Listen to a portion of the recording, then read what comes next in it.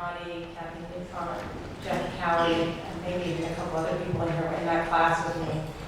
And it was my first exposure to women's history. I'd gone to a great undergraduate institution that obviously inspired me about history, but I learned very little women's history. And so Jacquelyn was brilliant and smart and scary.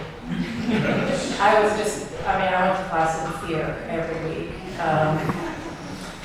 And now that I know her and have known her for these many years, I can't believe that I was scared of Jacquelyn. Because she's one of the most down-to-earth, forthright, giving faculty members that I've ever had contact with.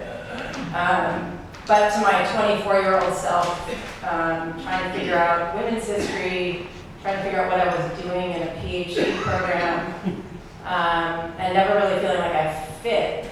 I've heard this a couple times earlier today.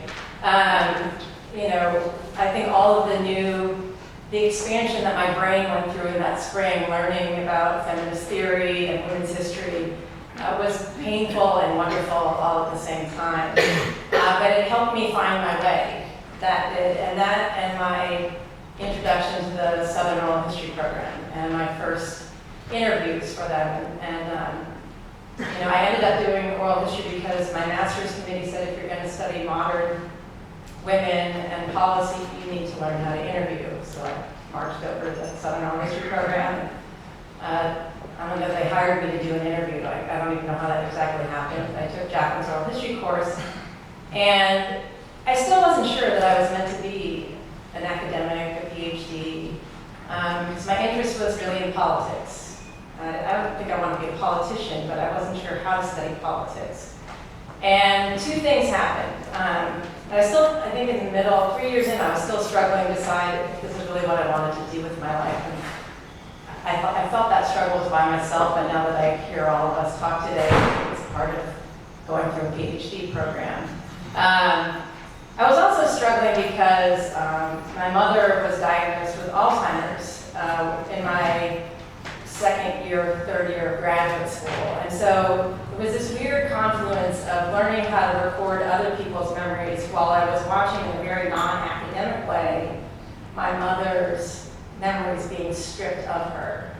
And so I was struggling with this. I'm watching my mother lose her memory, and I'm doing all these incredible oral histories that are recording memories. And the sort of transformative experience for me was I was sent down to work on the How World War II Transformed Coastal North Carolina project, and I was a research assistant on the project, and they sent me down there to meet with Lena Ritter, who was a local oysterer and a community member, and Lena just took me around.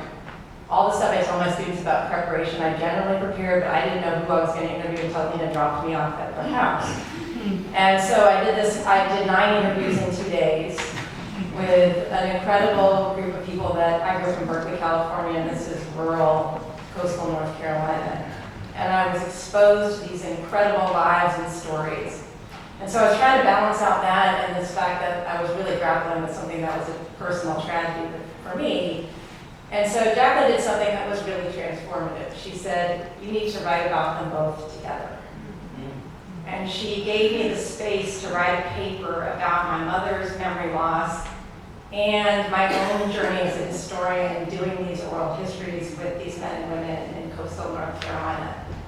And I think if she hadn't done that, I would not be standing here in front of you today. I always had to have my foot out the door.